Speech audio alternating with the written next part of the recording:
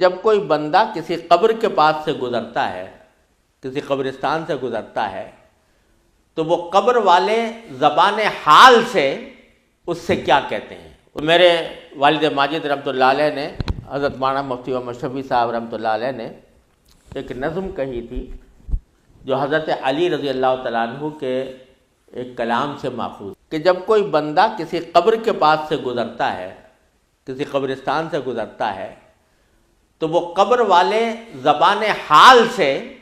اس سے کیا کہتے ہیں؟ اس آدمی سے جو گزر رہا ہے، زبان حال سے گویا کہہ رہے ہوتے ہیں۔ تو وہ اس میں حضرت والد صاحب نے فرمایا تھا کہ وہ یہ کہتے ہیں کہ مقبرے سے گزرنے والے سن،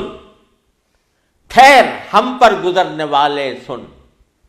ہم بھی ایک دن زمین پہ چلتے تھے، باتوں باتوں میں ہم مچلتے تھے، اپنی زندگی کی داستان۔ اور اس کے بعد ان کے اسی نظم میں یہ بھی کہا کہ اب ہم ہر گزرنے والے سے ترستے ہیں کہ کوئی بندہ خدا آ جائے، فاتحہ ہم پہ پڑھتا جائے۔ یعنی اب ہم اس بات کو ترستے ہیں کہ ہمارے نام اعمال میں کوئی اضافہ ہو جائے، لیکن اس بات کی امید پر رہتے ہیں کہ کوئی اللہ کا بندہ آ جائے، آ کر ہمیں ایصال ثواب کر دے، کسی عمل کا ثواب ہمیں پہنچا دے، تو اس کے نتیجے میں ہمارے نامہ اعمال میں اضافہ ہو جائے۔